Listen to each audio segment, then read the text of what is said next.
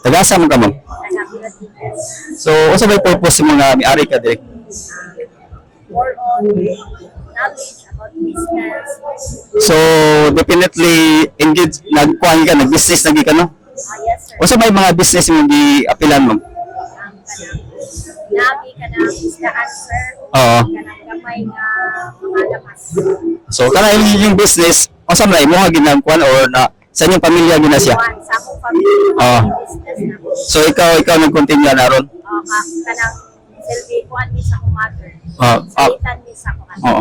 Tapos unsa pay aside sa mong business o kwan sa isdaan mo o unsa ito sa Content creation. content creation. So 2 years na akong TikTok affiliate. Oo. So, na-promote ko mga products Oo. sa TikTok. Sa TikTok.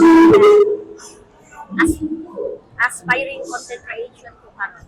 so kana imong kwan pa TikTok affiliate ba mo na intriga ko di murag sikat na gid na karon no basin daghan ka ika kwan ba ika-share na unsa ang pag-affiliate sa TikTok unsa pay angay buhaton unsa ang earnings unsa may kasulti man mo na kay any comment ana nga makahatag information sa atong viewers.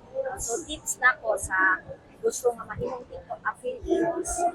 Kuan lang yun mo is ganun. Dapat kung sa inyong ganan, for example, ako ganan mo ko pick up. Yes, ma'am. Usually, kung sa inyong ma-share nga value sa inyong audience, is mo sa ninyo tips. Tudlo baron mo pick up tutorial, Oo. give mo value sa audience. So, in that way, matabangan mo ang katungganan mo pick up, pero beginners pa sila sa pick up. Okay.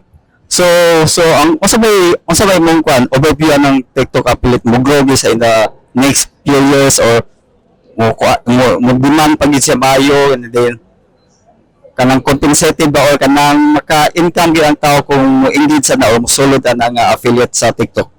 So, for me, is kung consistent lang yun kasi Yes. ginabuhat. And aside sa consistent, dapat nasa kay idea kung paut ka ng unsaon pag-become to TikTok affiliate. So, atan maroon karon ng mga ng content creation, Yes, ma'am. TikTok affiliate groups, Oo. para gain ka og mga knowledge about TikTok affiliate. So, kung nana kay ideas, kung saan din na ang paagi sa pag-TikTok affiliate, ana, yan na ka mag-start, nainay lang good at Oo.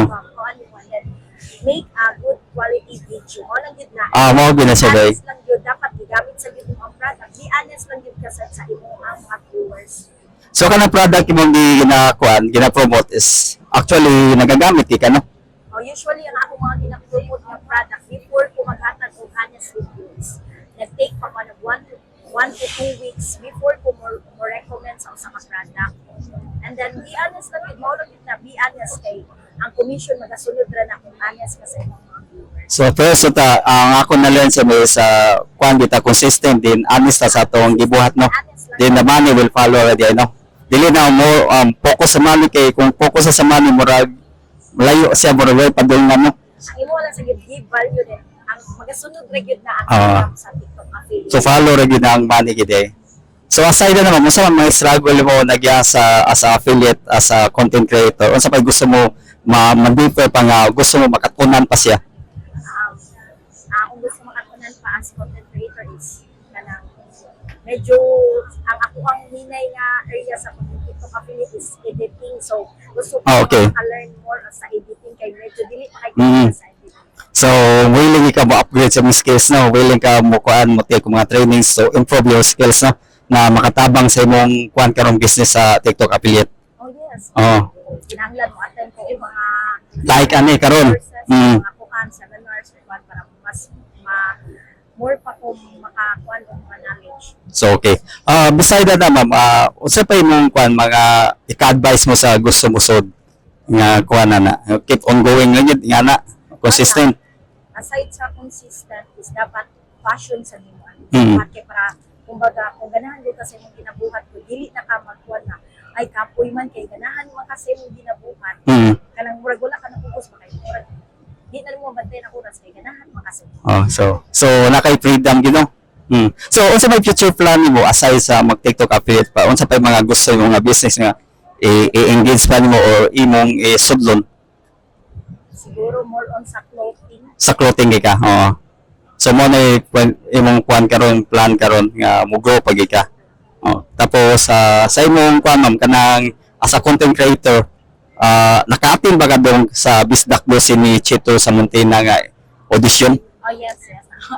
Naka-attend Oo. Naka-attend ko. Actually, naka-audition dito. Nag-audition ka daw? Audition. Oo. Akong talent ato kay sayaw. Sa atin nga, ni-share ka sa imong effort no, sa imong wisdom, sa imong experience as a entrepreneur. Then karon naagakaroon sa good negosyo, no? And akong wish mo is good luck sa imong business, ma'am, and more power. O, wala kayo shout out, ma'am, sa sa imong friends, sa imong mga followers, pamilya. Kuan lang ka na sa mga aspiring content Yes, ma'am. Hopefully, magkakita-kita na or mag-share ka na knowledge. Okay.